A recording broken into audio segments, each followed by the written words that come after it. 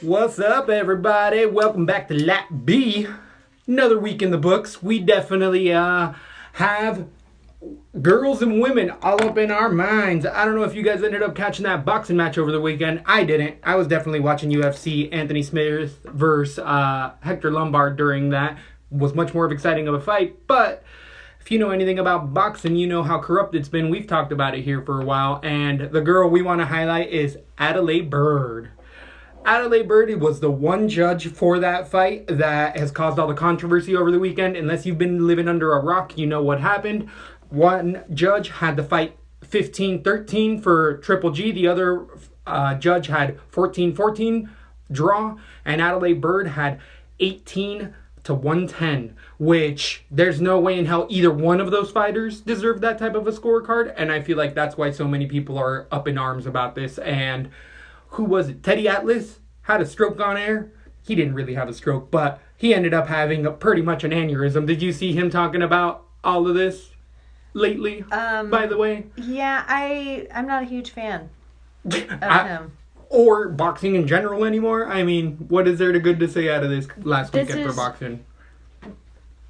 As much as you don't want to say anything about Mayweather-McGregor, that fight built up this fight. That fight gave more viewing eyes to this fight and more mouths talking about this fight than normally would have been. This was the fight, and this was the fight kind of that all boxing fans were like, psh, McGregor Mayweather, that ain't shit. That ain't even real. That's bullshit. That fight is bullshit. You want to see a real boxing fight? Wait. Just wait. Just wait till Triple G Canelo. Just wait. We get there. We see an okay fight. It's okay. Yeah, it's okay. If that's your two best, it's okay. There's some moments, but I feel like the more like, damn moments you actually have to give to Canelo. Like he had the harder shots. Right. But to get to that point and everybody sees it. Everybody has the same eyes. They see it, and it's corrupt. It doesn't matter. It doesn't matter what we watch if it's that corrupt. Yeah, agreed. That it goes to a draw. A lot of people are saying that the reason it's a draw is because they want to set up the second match. But regardless, when you have these caliber of fighters, you're going to have two fights to see who gets the best 2 out of 3. And if it goes 1-1, then you get the third fight, and it's better. That. You get half the amount of eyes on it next time. Unless it's far close enough fight. away. Unless it's a close fight. If it would have been 115, 113 for Triple G or Canelo, all three on the scorecards, I could see a secondary fight coming up because that's a close fight.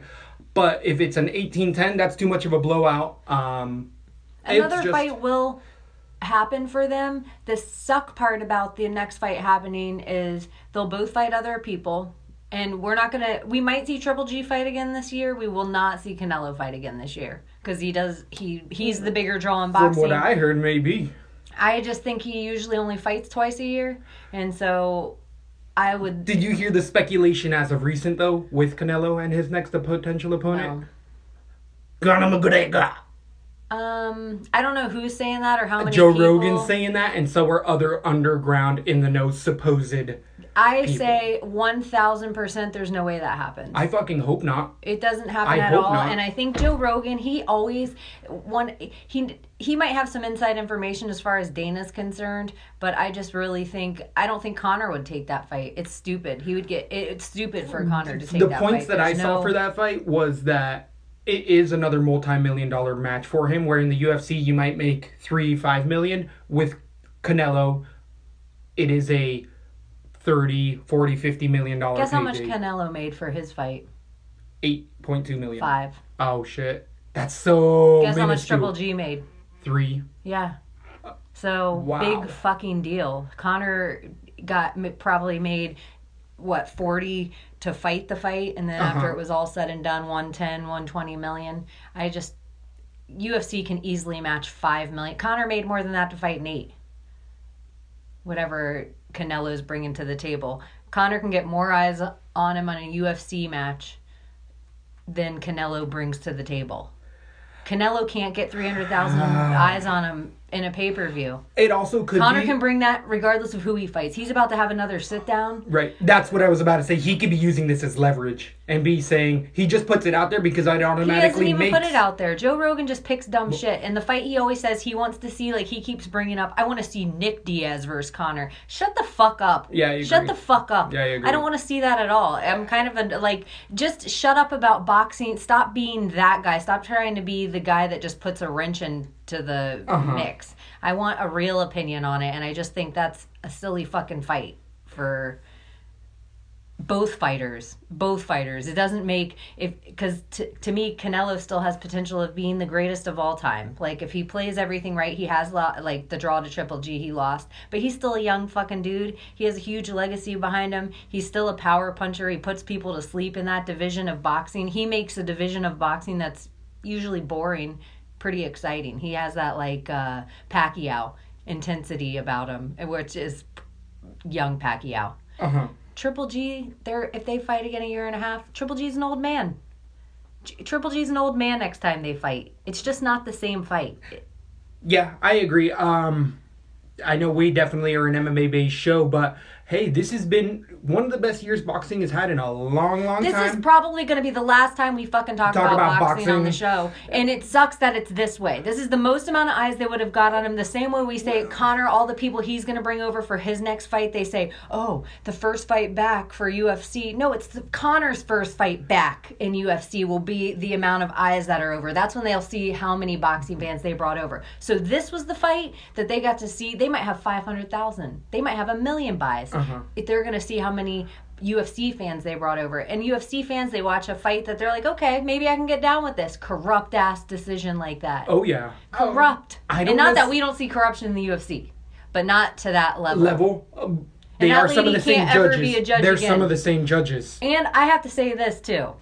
That fucking dude that did the draw, to me, the even score... Right. He's equally as corrupt. He just had to figure out a more clever way to do it. It wasn't so blatant. Yes. Like, he's the better actor when Oscar De La Hoya went off to the side and needed to pay off judges. I don't think that the 14... I think that's controversial, but as I said before, nowhere nearly as bad in that the judge, Adelaide Byrd, as we're saying, the corruption in boxing, she has judged in MMA. Throwing that out there. And she was actually up on the 216 card, which she was just recently scratched from, like that referee was out of Canada. She has been taken off of judging for the 216 pay-per-view. I love it. Thank you very much, UFC. Thank you.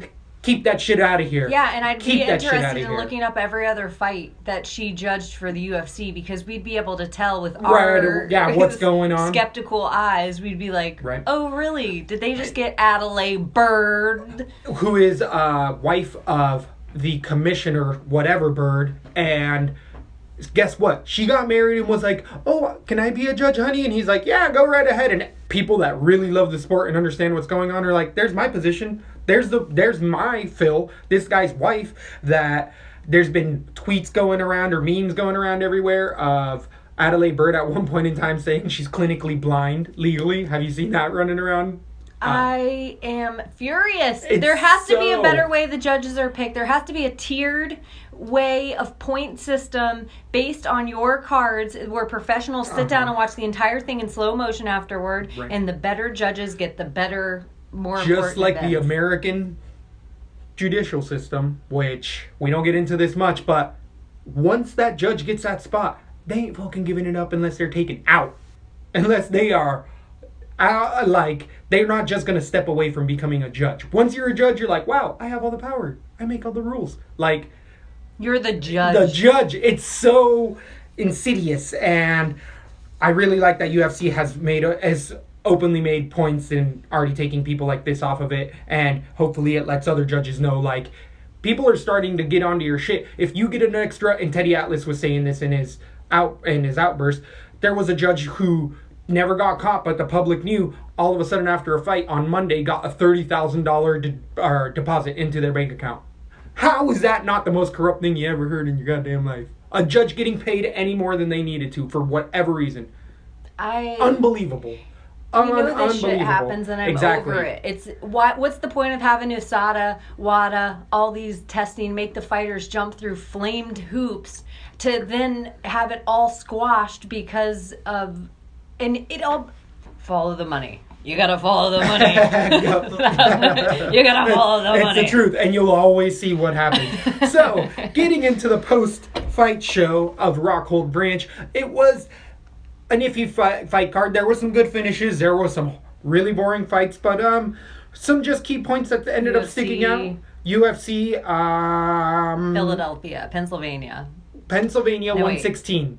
UFN 116. Steel Town. Yeah. Pittsburgh, Pennsylvania. UFC Pittsburgh. That's what it was. So Hashtag UFC Pittsburgh. So we ended up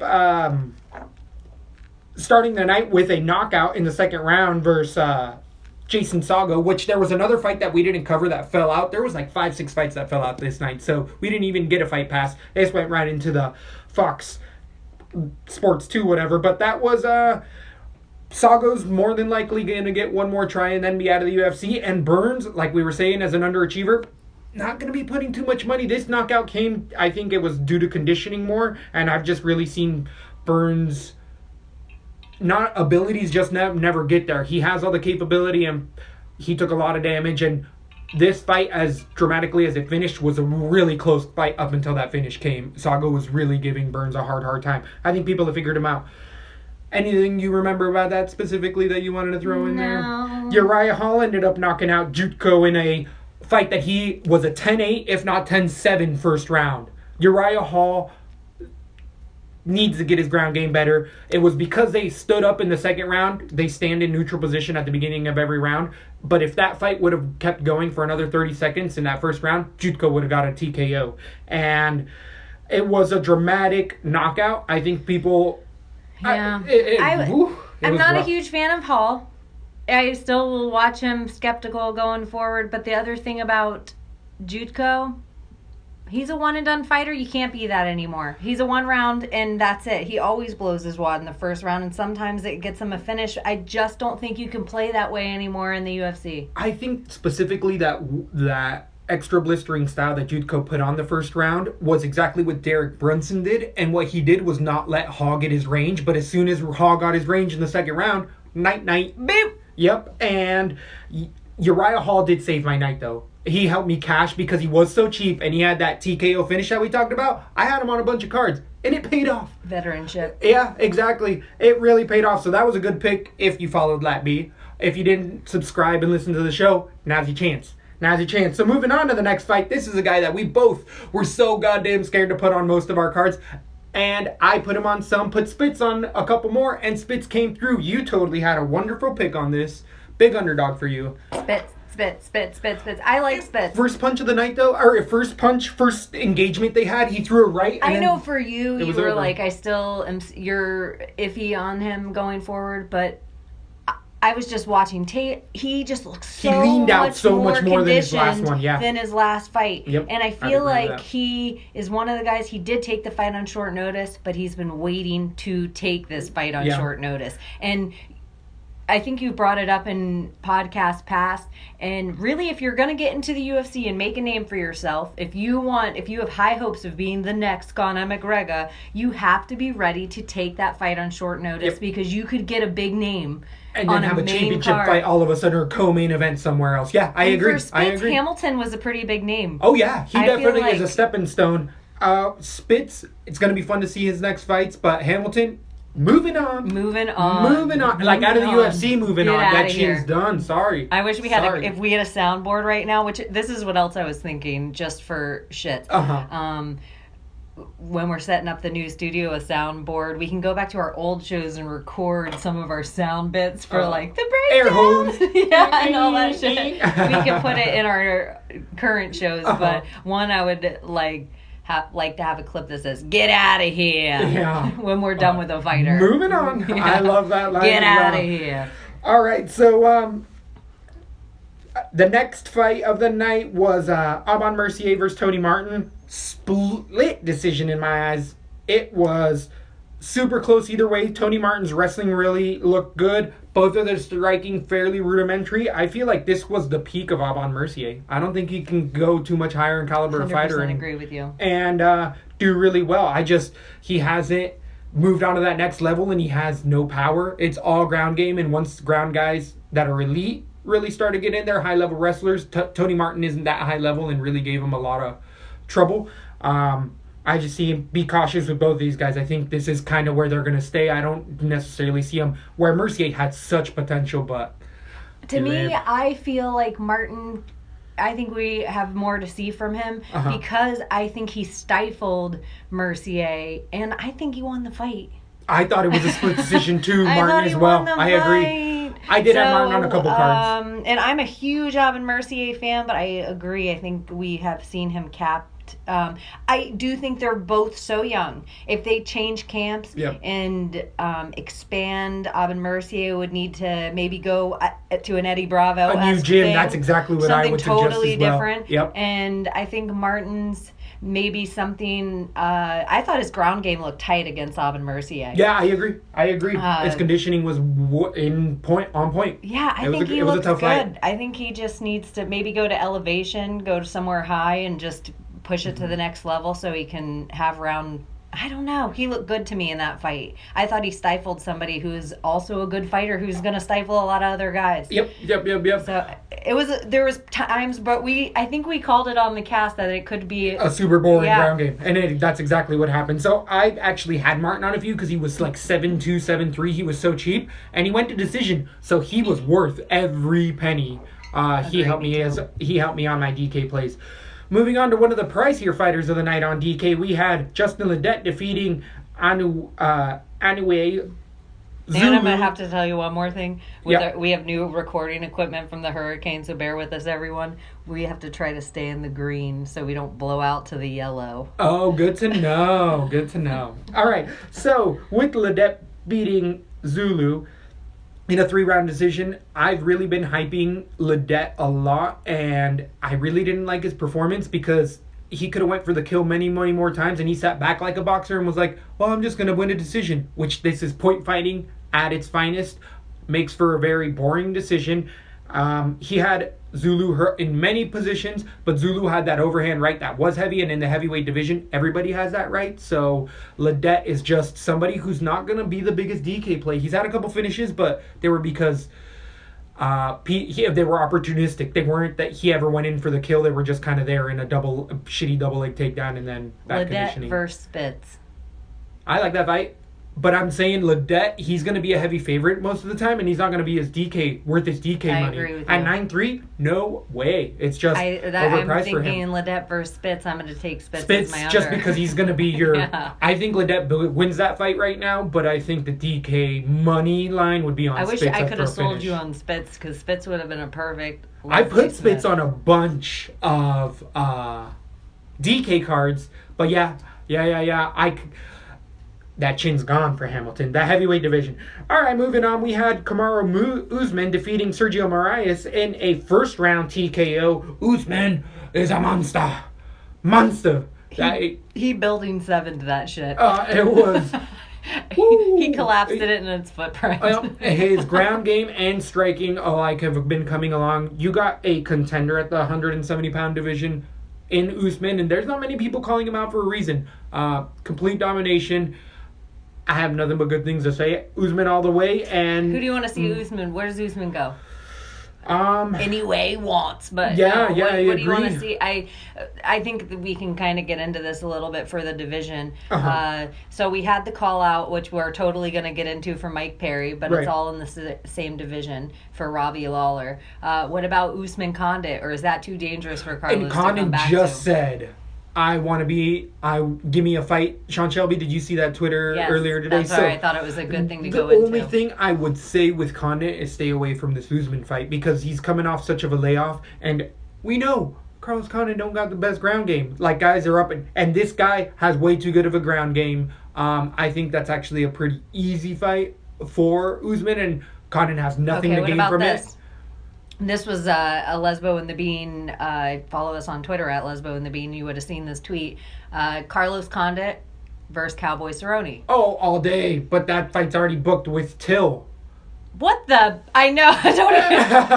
Cowboy, you don't. Yeah, I love you, 205er. Cowboy. You do not need to do that fight. Yeah, I agree. You Fallout. do not. Say you had too many Fallout. Budweisers the week I of. think Cowboy Condit for UFC All fans, day. Yeah, that's a super fight. And it's a veteran fight. Like, a lot of You the can old put school that fans on are a like, UFC that could have happened pay-per-view. 5 years ago and it would have been a headline pay-per-view Yeah. fight. And now it's just a co-main event. But I love that fight. That I would like be a that. hell I of think a it's fun better, fight. and I think you can put Lawler versus Perry on the same card and set up for the winner versus winner, loser versus loser for fights to come. Uh-huh. You got to set up stories like this, UFC management. You have to start setting up stuff. You got to think about how you're going to build the entertainment storyline factor of the fight. Because look at the Jones DC storyline and how important that was to play out for those UFC pay-per-view numbers. Mm-hmm. That's what people want to see. And the sad part is diehards want to see DC fight, but to get those extra fans to come in, they want to watch Jones versus DC fight. They want to watch Jones fight. Yep. And they don't want to watch Jones fight anyone else as much as Jones versus DC. I'd agree with that. They make money together. So for Usman, I'd say anybody in the top 8. I think he's past that even. I don't know if he's ranked right now. I don't think he's I ranked. bet he is in top Elite 15? Eight. Yeah. He does. Yeah, That's what I'm saying. deserves a His real guy. challenge up in that top 8. I don't think he's top 5 because he just hasn't fought that caliber of fighter yet. But he's right there. He's showing us that he's working towards that, Who can and he looks fight in the great. one? Who's even going to take that fight? In That's what I'm 170? saying. People don't want that fight. That's where it's tough for him. He's gonna have to have somebody be willing to dance with him. And there's a lot of guys in that division that are like, I'm just gonna worry about the paycheck, hence the champ and all that stuff. But I mean, even the champ, T Wood versus Usman, that's good wrestling. That's a fight. But I want Usman to gain a little bit more against higher caliber because that's a big step from who he's fighting now to the champ. Moving on to the next fight, we had Gregor Gillespie defeating Jason Gonzalez via submission in round 2. Gregor Gillespie, he was worth a lot on DK, but he came through with ton of punches, ton of takedowns, and a finish in the second round. He was worth the money if you were able to manage away on Gillespie. And what I really liked about Gillespie was that even though he was fighting a taller fighter, he wasn't worried about staying in the pocket. He had really good straight punches and a great gas tank and was constantly moving from the body to the head to the takedown. Now with Gillespie though, Gonzalez is a much lower caliber fighter, and Gonzalez landed that head kick 5 times, 6 times.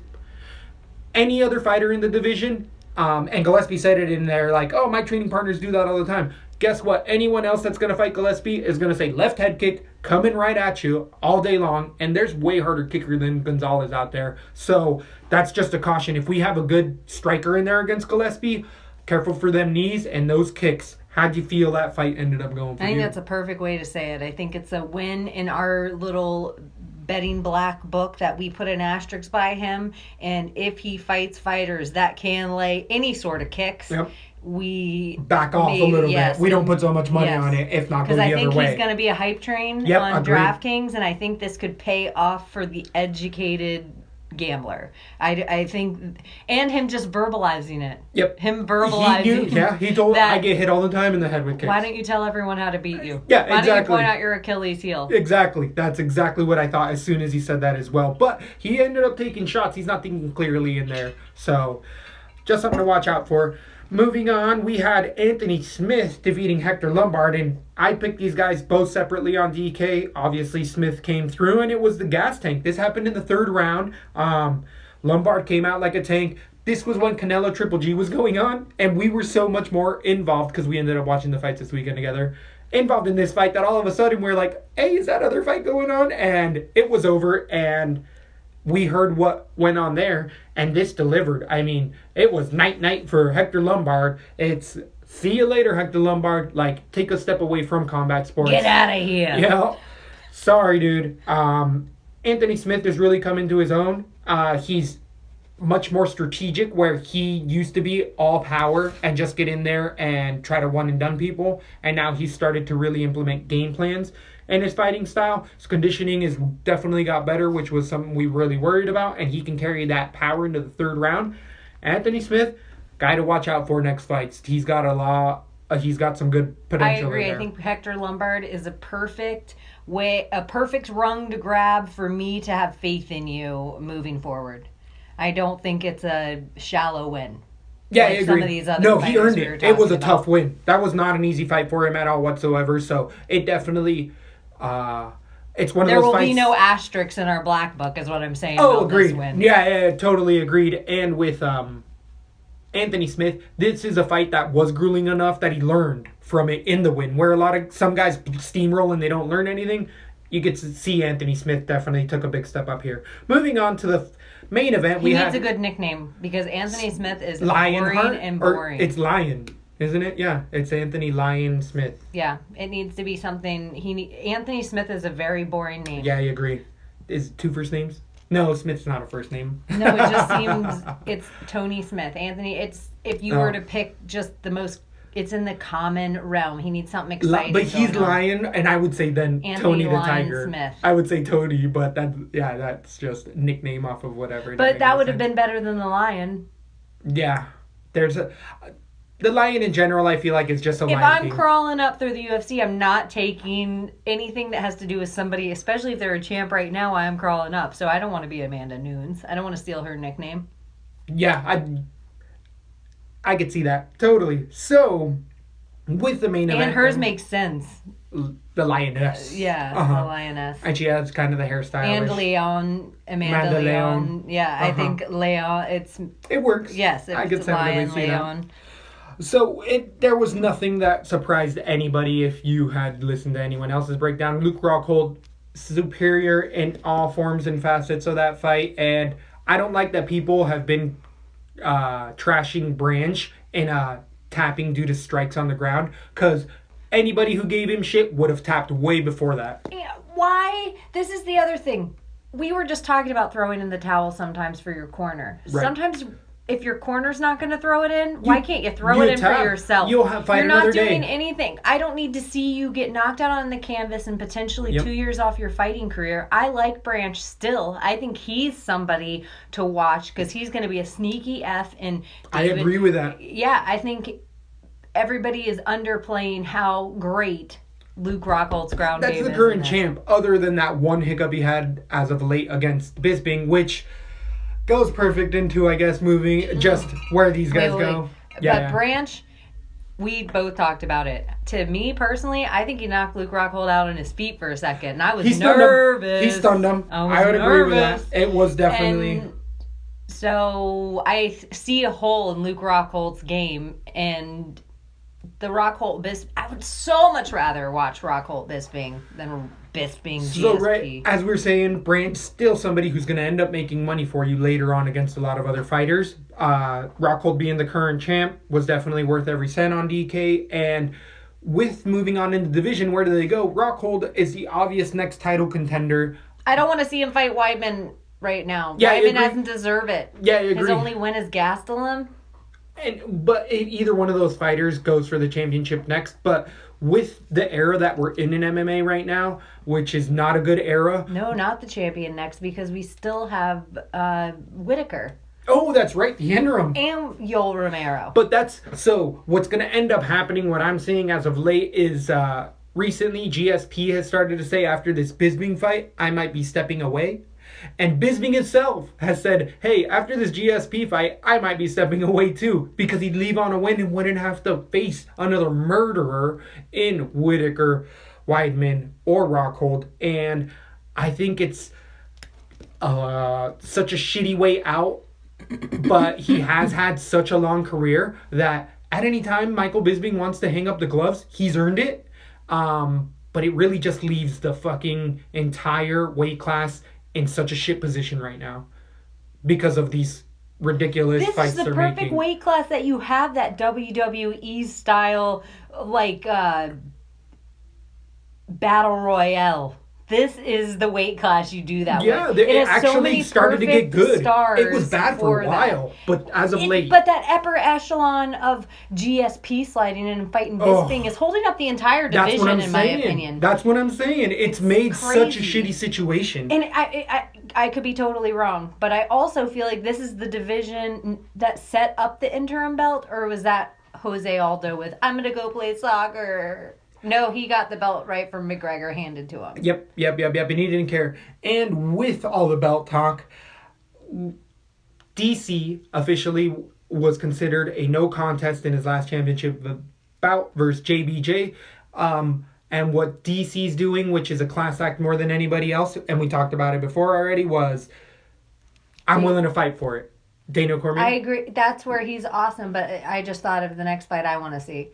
I would like to see Weidman Branch. I think that's your next fight. Ooh, that's a great fight. That's a great on fight. On a win at the caliber that, on the 3 losses, then the win against Gastelum for Weidman.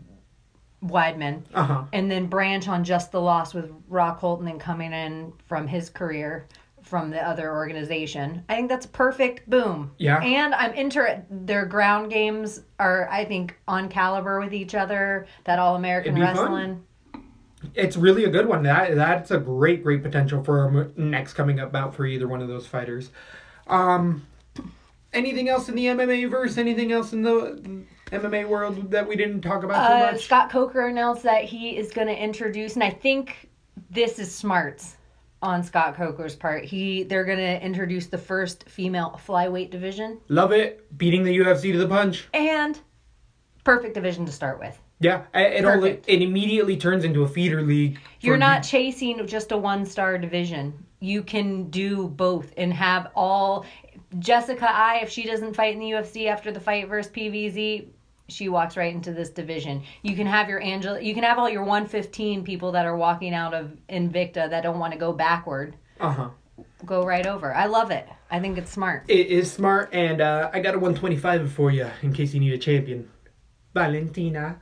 Just saying. So, the division's also up in the way at the 125 female division because the show's going right now, which we haven't really talked about the show. Roxanne Modafferi, there's a lot of other former UFC / up-and-comers. There's some good talent in there. None of them are going to put up in a kind of a fight against my girl, but it does... Bullet Valentina Shevchenko. So it definitely... We need that on a button, too, that we just have it say... Beep. Yeah, like Bullet Valentina. Or what if it was just a...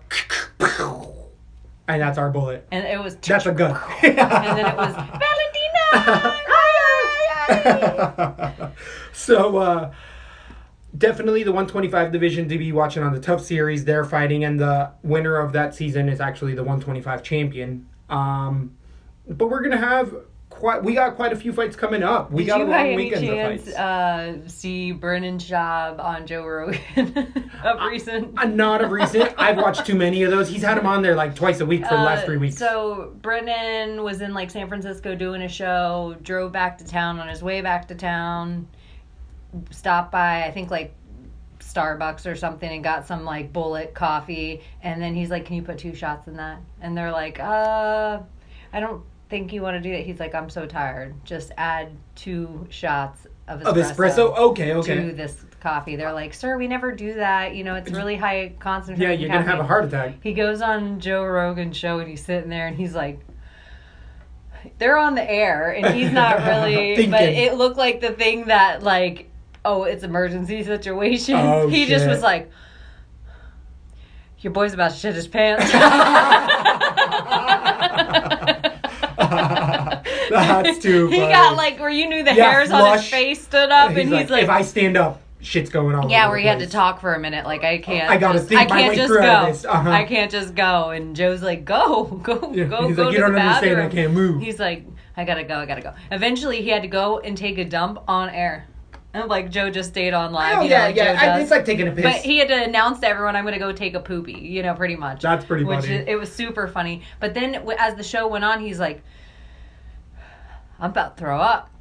Like, he God fucked himself damn. up. He said for his new fiance walked in and she said, I never seen you look so bad. He was sitting on the toilet, Wow. trash can in his arms, shitting and puking at the same time, and all she said, your balls are hanging. She's just watching underneath, just watching it. Yeah, just watching him Watching the sit Play-Doh there in the factory toilet. go to work. He's a mess. That's funny. I love me a good poop story. Everybody's got them because everybody poops. And before we get into this next card, if you guys aren't watching on Netflix, American Vandal, this shit, we've gone back and forth a few times and I haven't looked it up yet. It'd be very easy for me to find out. And I almost don't want to know until I finish the series if it's real or not. It's so close to documentary to being real and fake. And sometimes I think it's like, oh, this is real. And then other times I'm like, oh, all these people are fucking actors. And then I'm like, is it a reenactment of a real story that happened? Is it a mocky-documentary? Yes, and it's such a good show. It's cheesy as fuck. Is it a Netflix original? Yes. And it is so, it's about, in a school, in the teacher's parking lot, all the teachers' cars get spray painted with dicks. Interesting. And so that's how it starts, right? That they're like, if you went through all these kids and you had to pick out the kid who you thought spray painted the dicks, who would you pick? And it's the obvious one who you'd pick too. And he's going to be expelled. He's going to lose his college, blah, blah, blah. And these nerds in like the video department are like, we're going to try to get to the bottom of this. We think he kind of was unfairly done. Interesting. So they go through this whole thing on who spray painted the dicks. Like this teacher's vendetta against them and all this like real life, like somebody's parent cheating on somebody else's parent. Oh, interesting. It's ridiculous. Well, we don't want to spoil too much of it, but it sounds like a show that I'm going to definitely have to get into. One quick recommendation on another Netflix original is The Conspiracy Tapes. Unbelievable. They're about 30-minute episodes. You had turned me on to this, and I ended up watching most of them. It just goes into how our judicial system sometimes doesn't care about the facts, and it's what you can prove in court. The confession tapes. Did I say that? You said conspiracy tapes. Oh, okay, sorry. The confession tapes. Absolutely riveting watch. There's just a ton of stories. It's not just one long season. It's more like a Rescue 911 back in the day show. One of those good ones.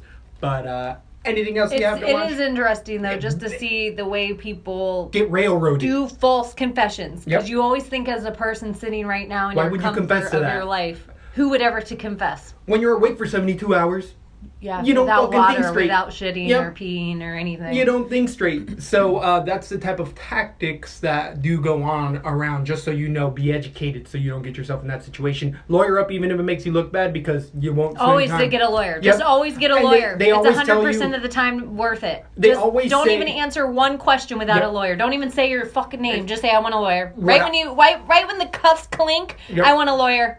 And that's one thing. And then they that- can't even question you anymore without the lawyer, or all that goes right out the window. Also, officers do tend to, or people of law tend to say, well, he got a lawyer. That makes him suspicious. F off. Whatever. F That's off. the brainwashing they set up. That's so exactly you what don't I was going to defend yourself. say. That's what I was going to And say. even if you have to get a bullshit public defender, just still say, I want the lawyer. Yep. I Because want the they'll lawyer. tell you because people can be tricked into false confessions as much as being intimidated into them. So definitely some good watches, but you know why we're all here. We got some fights coming up this weekend out of Japan. We have a Friday fight night, which is rare. We haven't had one of these in a long, long time. And we got a breakdown. Breakdown. So this is going to be known as UFC 117 Fight Night, OSP versus Yushin Okami, and this was a short notice replacement. We will definitely get there. A lot of fun fights on here. I feel like anytime we go to the Asias, we tend to have some funky fights happen because there's some funkier styles out there, and there's a lot of money to be made on this fight night. Can't wait. We got DK lines up, and starting off the night, we have Dasi Abe versus Hyung Gyu Lim.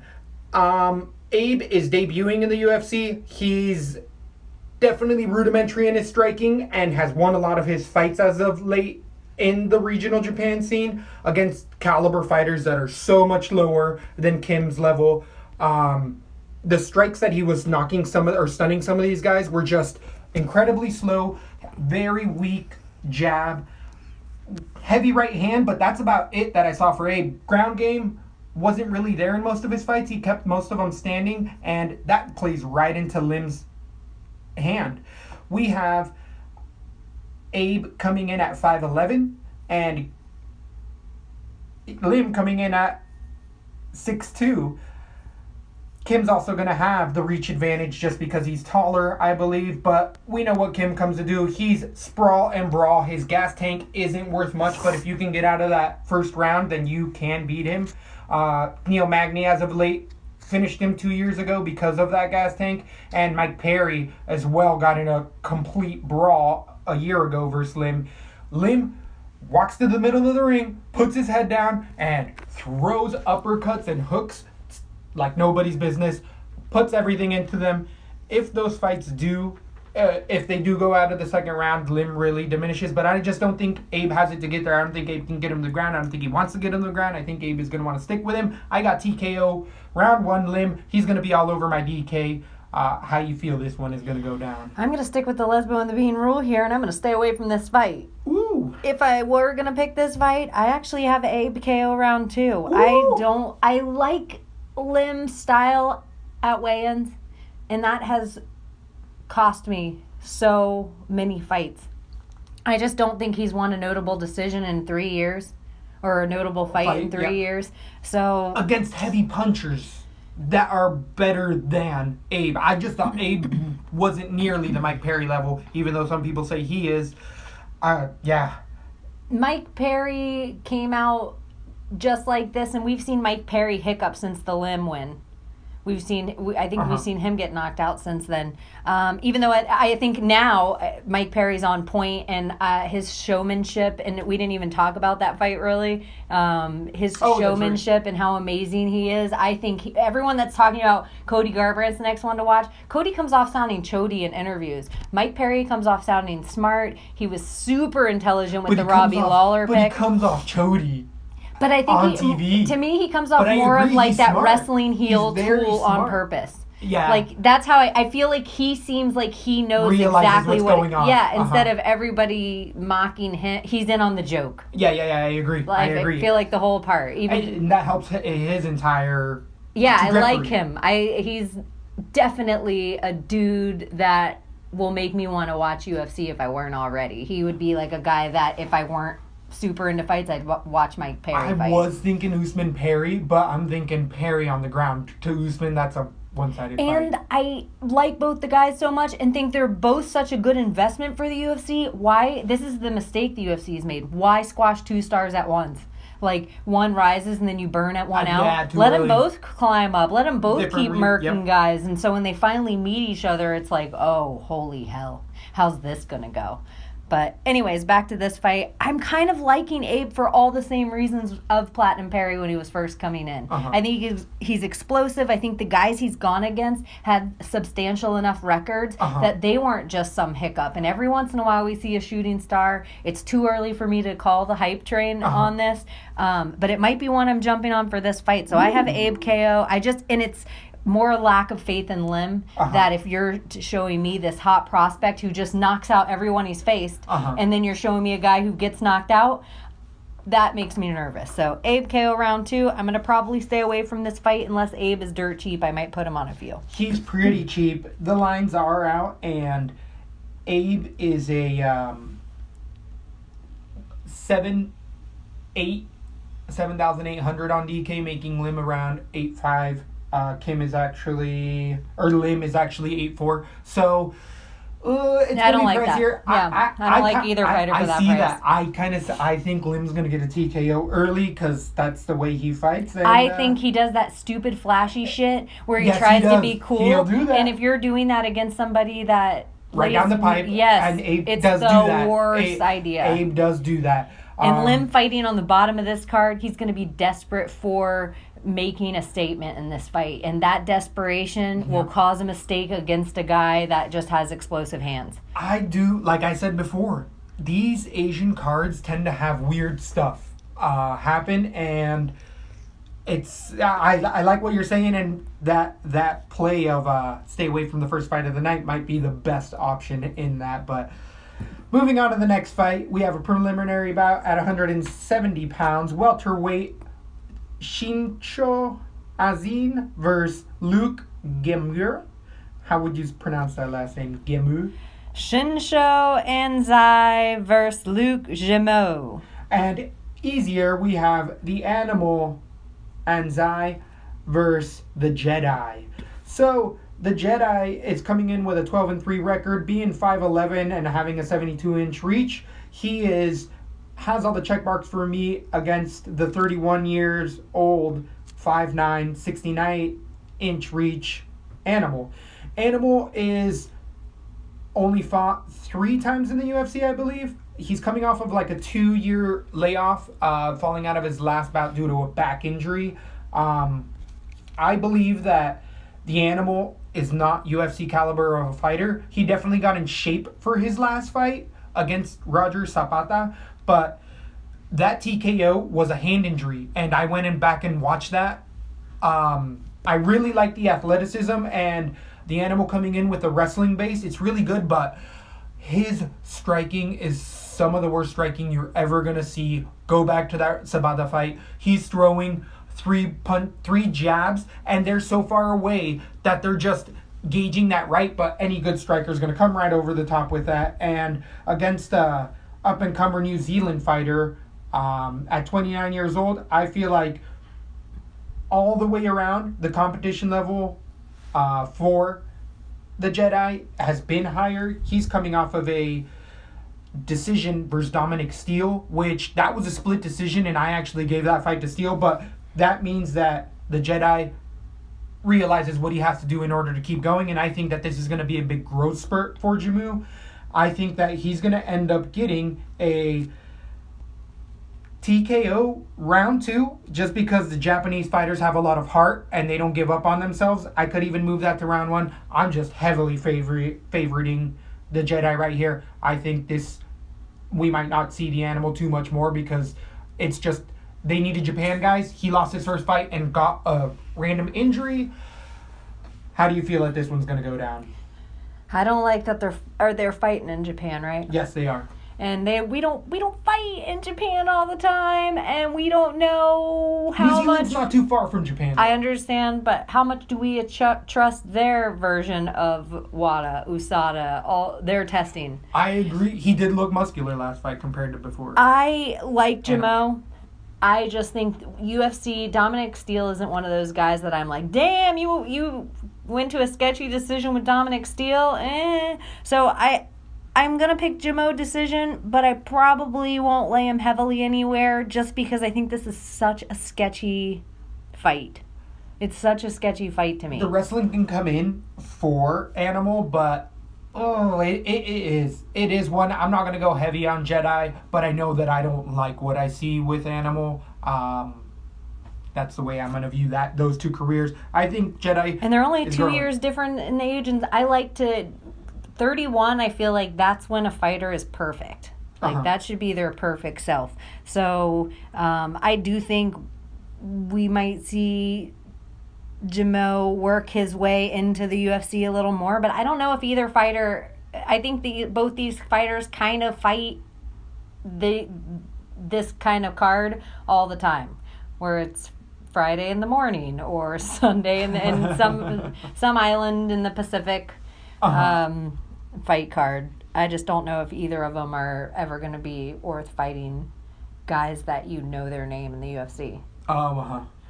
Moving on to the next fight, we go to strawweight bout, 52 kilograms or 115 for Jiyoung Kondo versus Chai-Mi Jiang. Jiang is the veteran here, with having one bout against J.J. Aldridge and losing in a decision. She is 20 years old at 5'6".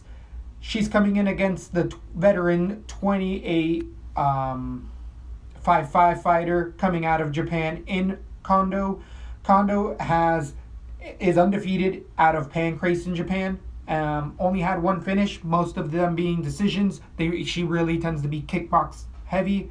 And Jiyoung is in that same boat. Jiyoung is 5-1, her only loss being in the UFC. The youth is 20, and that is what really scares me for Jiyoung, because you know that she's green. She hasn't had the longest career, where at 28, Kondo had I believe, Muay Thai, potentially kickboxing career prior to that. And I did watch some of the tape on Kondo.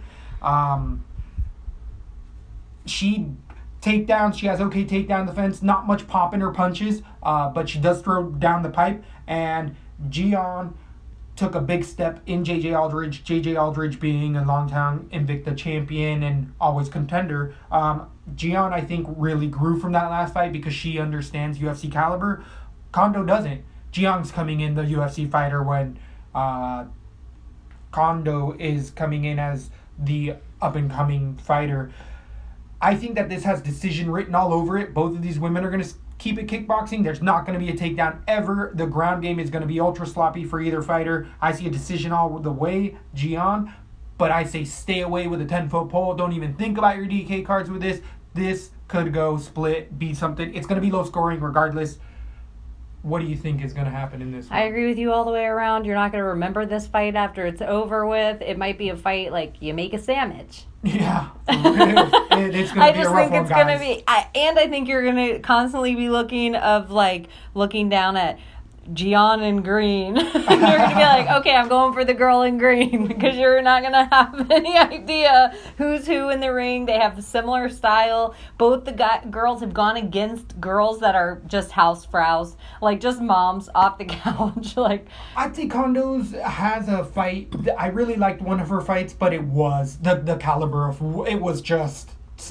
People with 0-0 records. Yeah. People with 0-1 records. Yep. And, good for both women. They're both there to put asses in the seats locally. Yeah, That's how I feel about it. I'm going to stay away from this all day. But I agree with you. I'm going to pick Jiyoung decision purely because she's had a UFC fight. Yep, even though it's a loss. That's it. She even though knows it's a what's loss, I'm like, meh, okay. But I'm not going to stay. I'm going to forget this fight is even on it. This card, DK. It's already scratched on DK. Don't even think about neither of them are going to even lay points that if they get the decision win, it's going to be 15-15. Yeah, they're going to get like 37 points with a win. If that. I think less than that. Both of them can actually have pretty low outputs as well. So, yeah, that's why.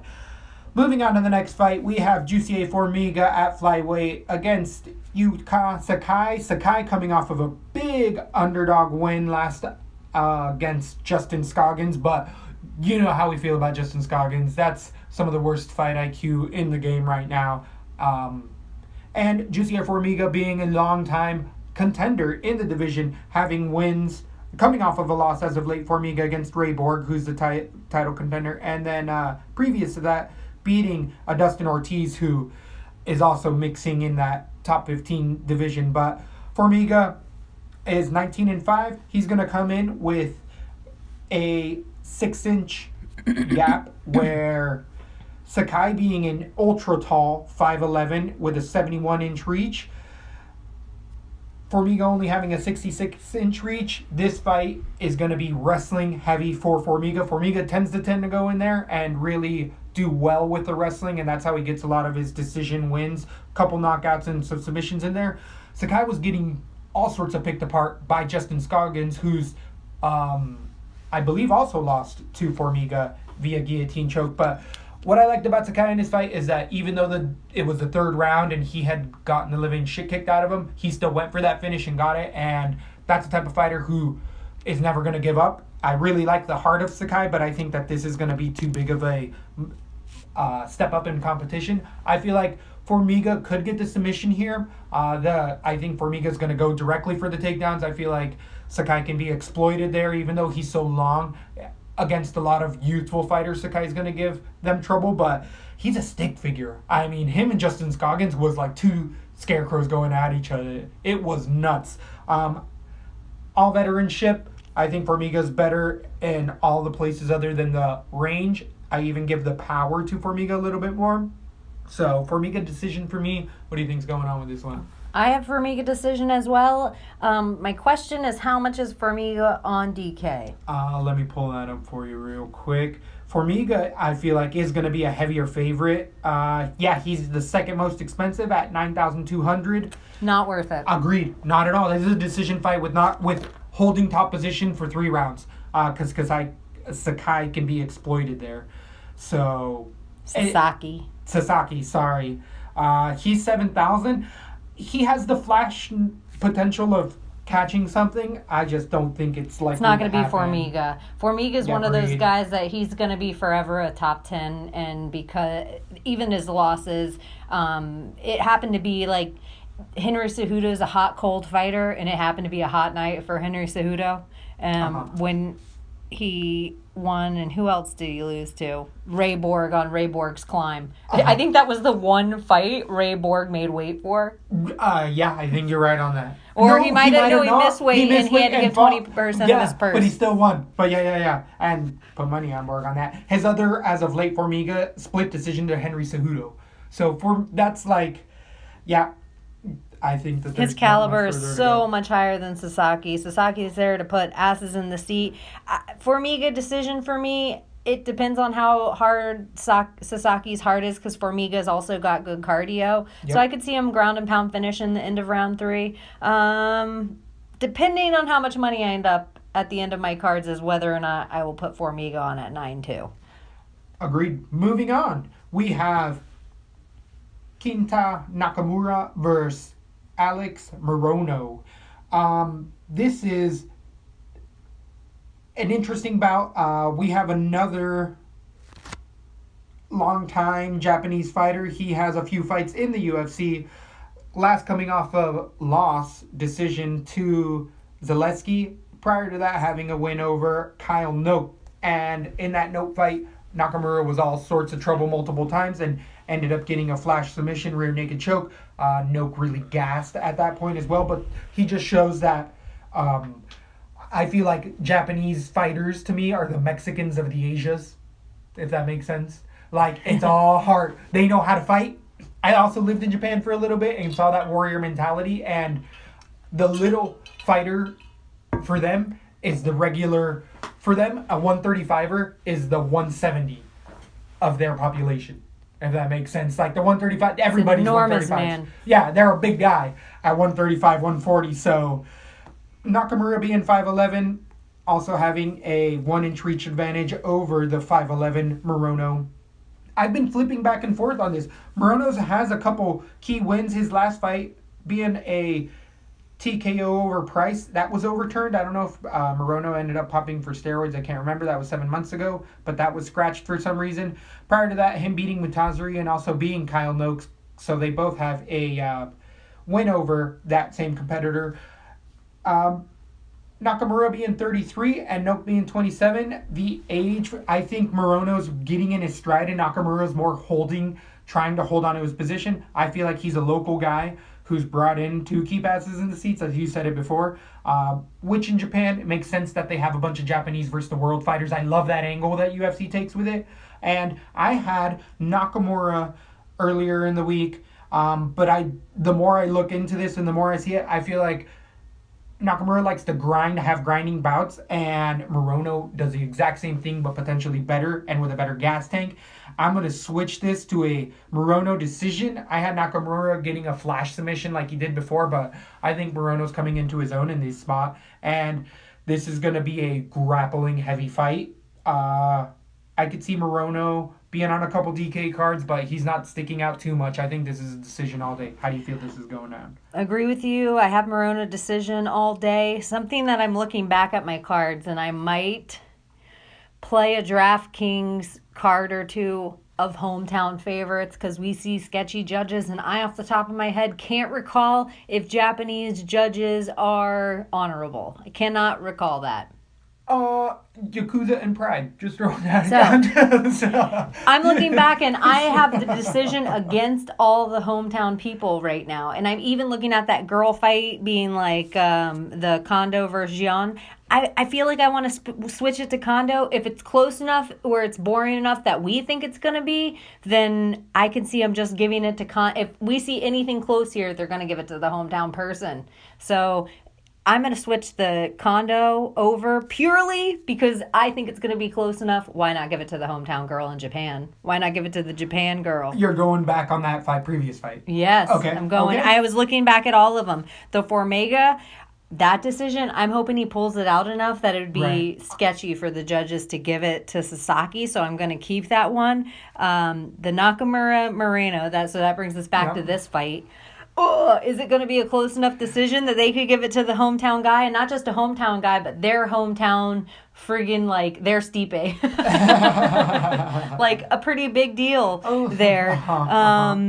So it makes me, Moreno is not a big enough deal that if he gets a sketchy decision pulled, no one's going to be up in arms about it on social media in the next day. No one's even going to remember the fight, especially on the prelim card. So I am purely going politics on this. I don't see Nakamura getting knocked out here. I'm just going to pick him to have a sketchy decision. Split decision. All right. I like it. It's real. That's rational. That makes sense. It's not just up in the air, especially as of late when we've seen some nasty calls out there. Moving on to the main card. And by the way, all these fights are on FFX or FXX or I don't know what the hell. You're going to have to find it online some way. It's going to be easier to find than the pay-per-views. So at least we have that to look forward to. On the main card starting off, we have Charles Rosas versus Mizoto Hirota. Hirota also I feel like it was put into the UFC because there was a couple Japanese fights a few years ago and they needed local fighters, and Hirota, his most notable win was against Cole Miller. He had a split decision over Ishihara, and Ishihara is kind of not done as much as he used to, but when they had that Ultimate Fighter, they gave all those guys contracts up in that part, and they fight them out of there in the world. Charles Rosas also being a UFC show alumni, also being a top contender in his division. He's been spotty in the UFC, win one, lose one. He's 11-3. It's the only time he's really been losing, and I feel like people are starting to find a way to exploit Charles Rosas' lack of power, and at times having questionable intention or thoughts in there where he just goes to different stuff. But as I was saying with Hirota, I don't think he's UFC caliber. I think that Rosas is better all the way around other than lacking in the power and potentially the IQ. Hirota is somewhat of a veteran at 18-8. He's definitely doesn't have too many more fights to win in the UFC. So at 36 years old, I feel like he's on the way down but he wasn't ever too high up to begin with. So I think Rosas he can win in all positions. He can even get a submission, I feel like, because that's where he likes to really start to go down to the takedowns. And I think that this is also going to go to the ground and be more of a grappling fight. But I see Rosas passing a lot more, being so long. The Japanese fighters don't have the type of length that Rosas can give unless they're getting other guys out there. So I got Rosas' decision. I can even move this to a submission round 3, round 2. Decided favorite for me in my eyes for Rosas. What do you think's going on with this one? I have Rosas submission round 3 as well. Here's my politics of it. All right. He just had a hurricane. He had to travel a long fight. He is win one, lose one. He's never really stepped up either for me. Really, for Rosa, it's his gym all day I'm going with here. I just think American Top Team practice is harder than any fights Hirota has had in the UFC. Exactly. So I'm going to go with Rosa purely on experience in the gym. Rosa, submission round 3. He needs this fight to make any sort of name for himself at this point forward in the UFC. Yeah, it is tough because it's hard with a win one, lose one, but yeah, the caliber of fighters still, even though Hirota got that nasty split decision over Miller, Miller was on his way out.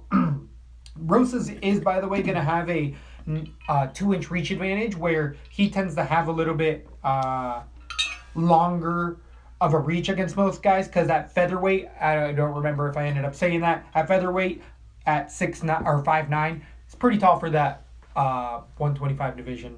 So just something to look out for. Moving on to the next fight, we have Tento Ishihara, alpha male strong, versus Rolando Dai. Dai's coming off of a loss in his debut out of the Philippines against Alex Caceres, but that ended up being a doctor stoppage because of it was an eye poke. Dai was on his way out regardless. That was just a freak doctor stoppage. Ishihara coming off of a loss to Gray Maynard 2 months ago, where it was just wrestling-based loss, and then prior to that, losing to Artem Lobov. Ishihara is going to end up having a half an inch reach discrepancy against 5'9" Dai. This is also a featherweight bout. From what I've seen on Twitter and YouTube, Ishihara is starting to work on his work game. Alpha Male said, hey, guess what? If you can get out wrestled, it's never going to happen again. I feel like Tento even put out stuff of like, fuck wrestling, something bitches, and showed him grappling with some high caliber D1 wrestlers. Dai doesn't have that out of the Philippines. Dai has some good striking, but Gas Tank does tend to fold. I feel like that eye poke was a way out without a loss against Caceres officially, even though... or a doctor stoppage. I guess they did count it a loss, but I just see Ishihara not having the striking advantage because he is very looping in his strikes, even though they have a lot of power. They have a lot of power because he throws them from the outside. He throws them like a big looping fastball, and Dai can beat him to the punch, even hurt him and get him on the ground, but if Dai decides to go to the ground at all, I feel like Ishihara is going to end up using that ground game, using that alpha male. The team Alpha Male Japan, Uriah Faber's talked about it a bit as well. Like, they got high-level guys going out there and working on. Japan has also had a long-time wrestling scene. Ishihara, that's where I feel like this is also going to be a ground-heavy fight if Ishihara is smart. I got Ishihara in this. I feel like he's going to be too expensive, though, for what he's shown me as of late, so I don't think I'm going to play him heavy. But Dai might have a play in here because he throws straight punches that are pretty hard. I think Ishihara could take it. He's getting those type of punches against his alpha male counterparts. What do you think this one's all about? How much is Ishihara on DraftKings? Ishihara is going to be a... by the way, Rosas was 8-8, so he's a pretty big favorite. Ishihara being 8-7 against Dai. Dai being a underdog 7,500.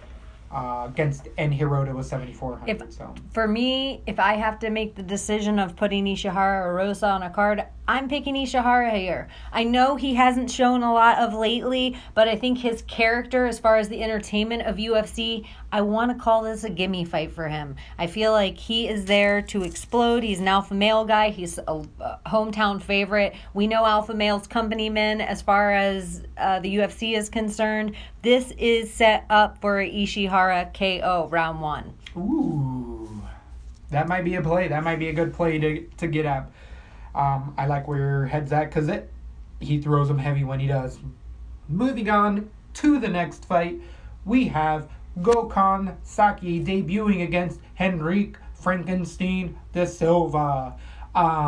If you've listened to the show at all in the last while, you know how I feel about de Silva. One of the worst fighters in the UFC. Horrible gas tank. He is fighting at the light heavyweight division at 205, and he should be a 185 or 170. Remember, all of a sudden I triggered something in your head, didn't you? When I was like, oh yeah, he's stick legs on a belly with no gas tank. If he gets to 185, he will have cardio for days.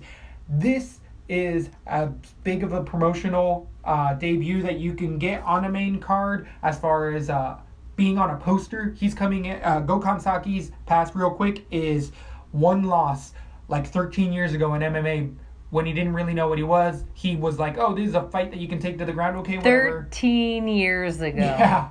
One fight, 13 years ago. In MMA, Gokhan Saki is a K1 no striking. gym. He doesn't do it. Yeah, I feel like the UFC is grooming him, though, against De Silva. De Silva coming off through 3 losses in a row, being pretty dramatic finishes.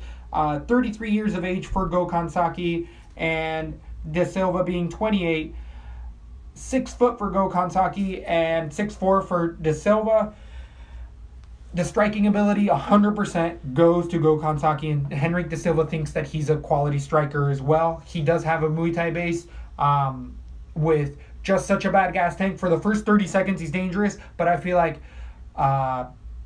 Saki, or Gokhan Saki, is going to be able to take any type of striking advantage, and in 13 years, he's gotten a little bit better at his takedown defense. He's talked about it a bit, like, oh, I understand what MMA is now, and he's worked on it much, much better, but I don't think that De Silva has the takedown ability to take down a Gokhan Saki or most people at all. The reason that he won those few first fights, De Silva, in the UFC is because the horrible gas tanks of his opponents let him unbelievably get there.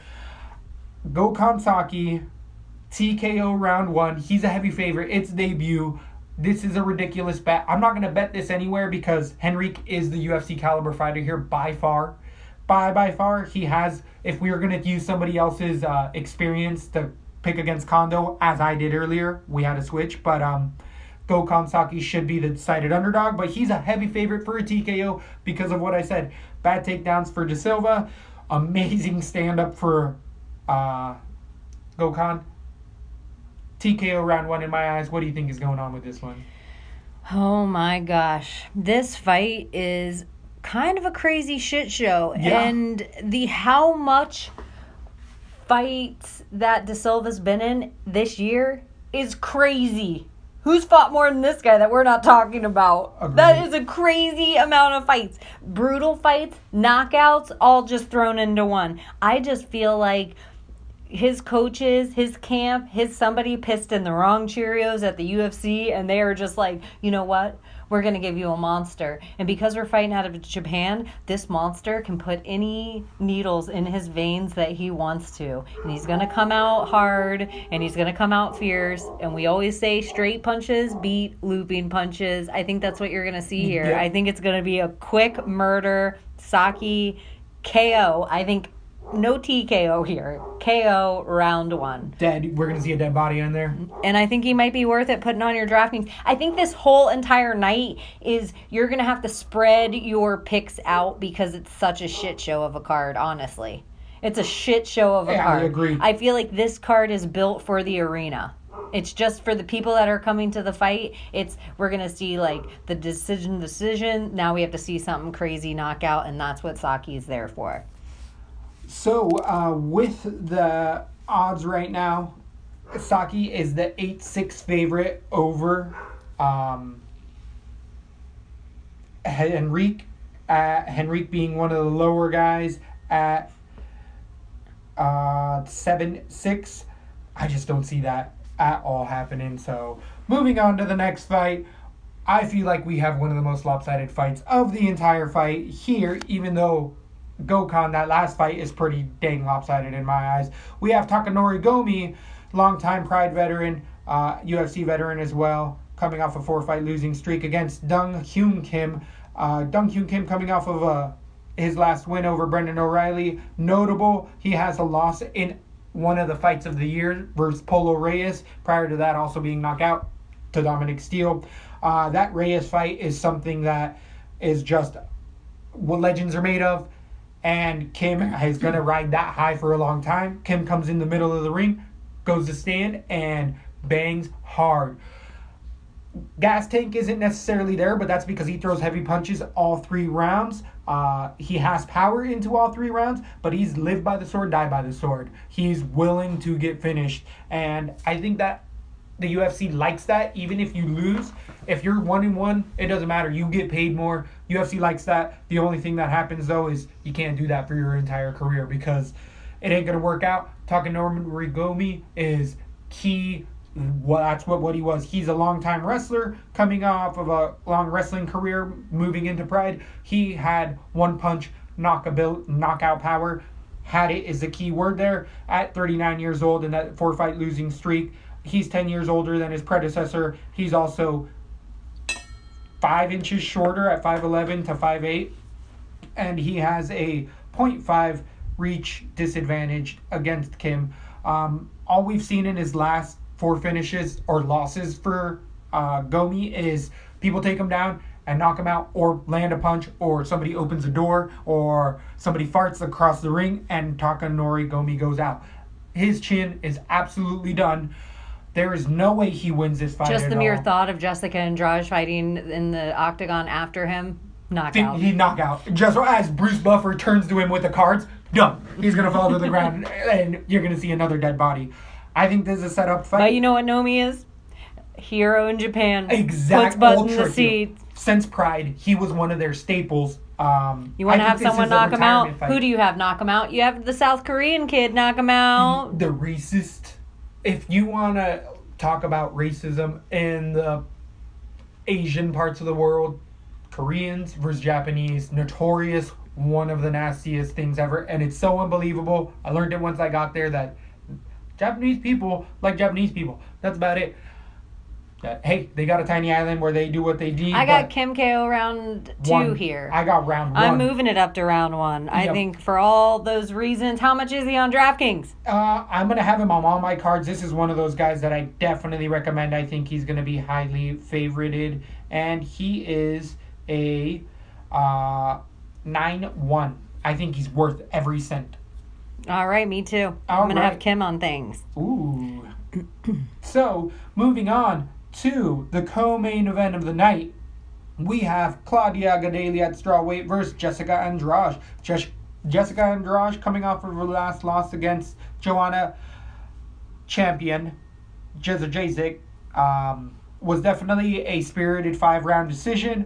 Andrade has really stepped up in a lot of her fights as of late. She was a highly touted prospect. She's got power, good ground game, and in my eyes, Claudia Gadelha is the number 2. JJ isn't in this division. Claudia Gadelha is the current champ, and Claudia Gadelha is going back for that number 3 fight, and she's taking on top competitors as of late, submitting Karolina Kowalkiewicz and also defeating Courtney Casey in a decision. Gadelha only having 2 losses in her 17 fights to the champion.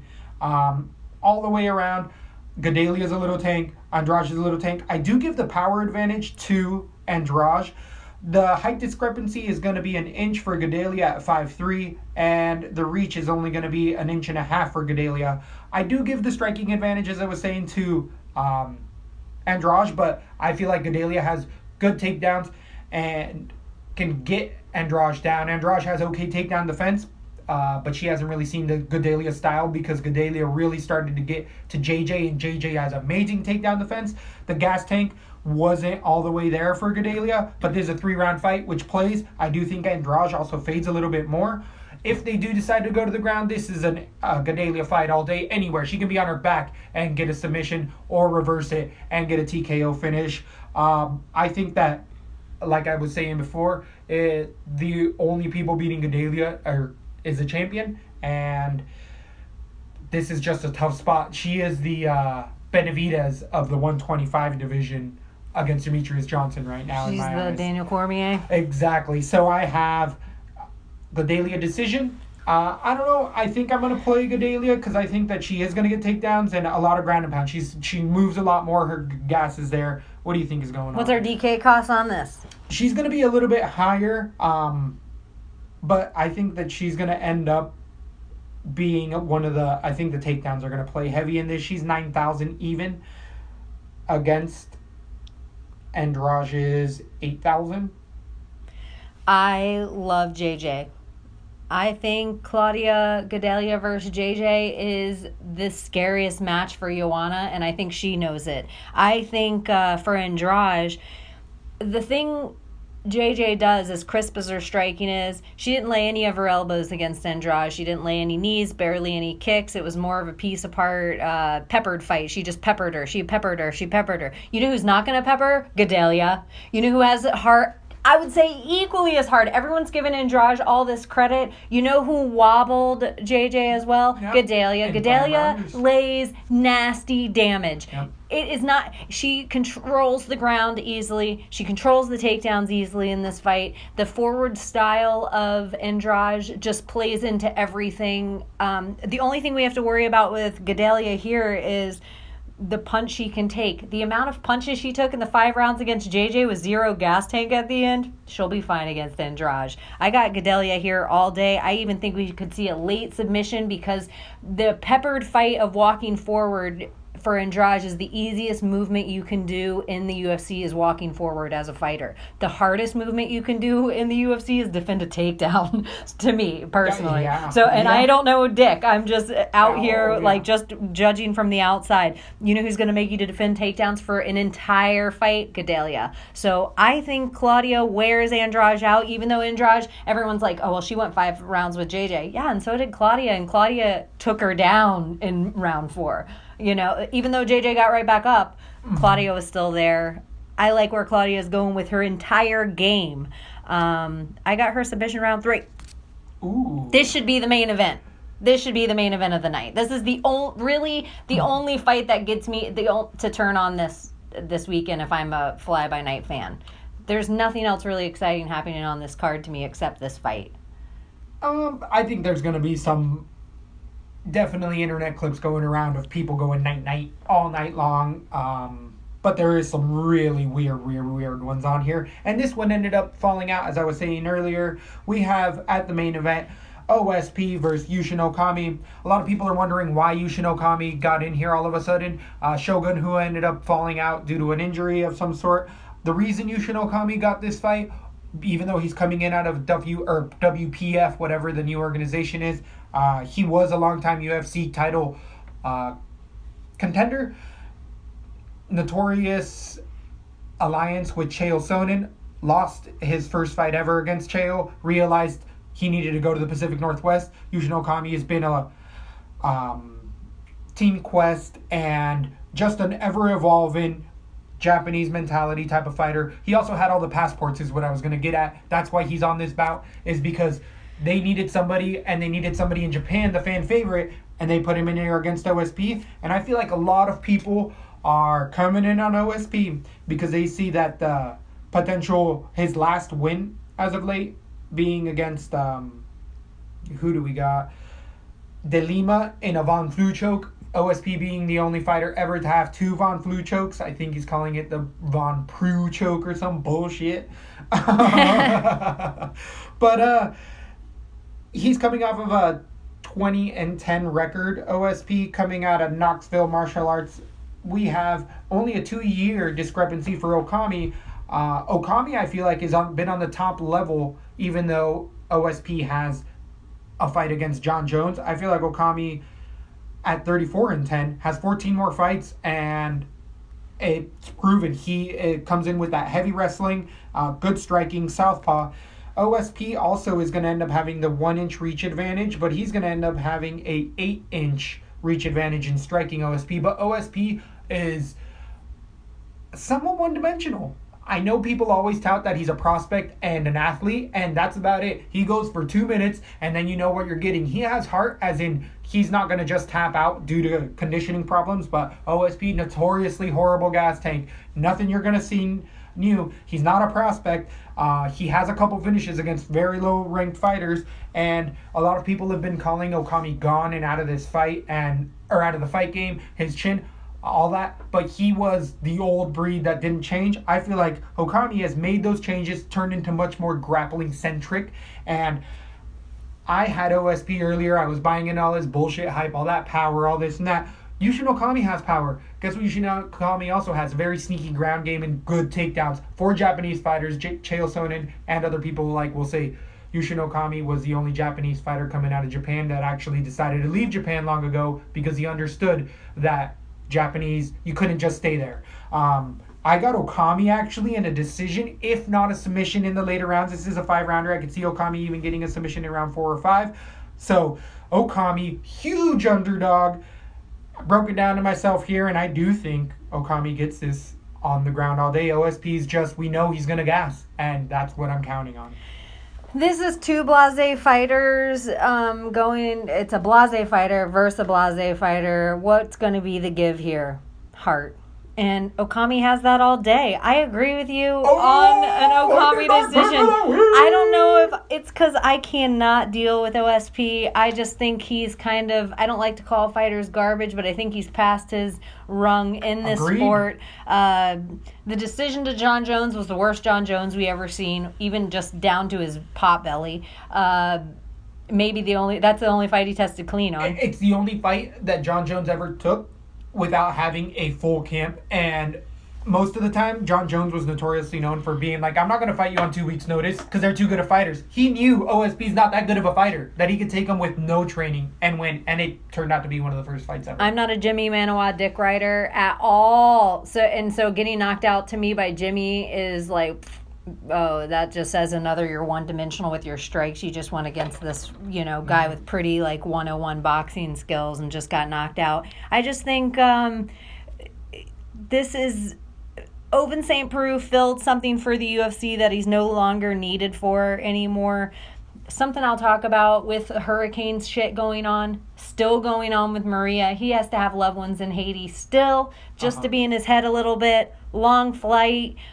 All this one's for the fans. This is so they can walk out. I think it's not going to be a surprise to me, but I'm going to have Okami decision. I even think he could finish it.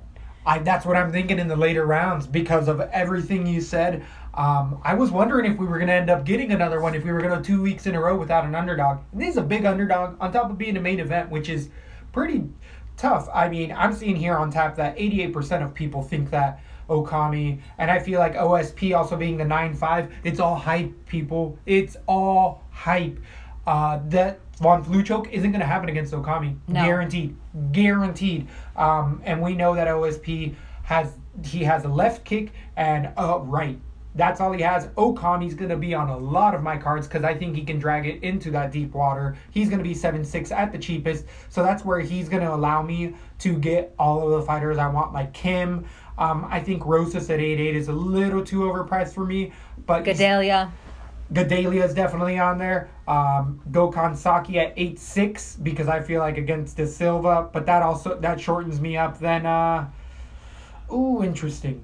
Follow us on Twitter at Lesbo and the Bean if you want to stay up to date on all the Bean's latest picks and his DraftKings cards. And for all things Lesbo and the Bean, if you're chasing our feed this week, because it might be hard, people. Everyone's dealing with iOS updates, hurricanes galore, power surges, but we're going to get it to you. So follow us at lesboandthebean.com. Lesbo and the Bean!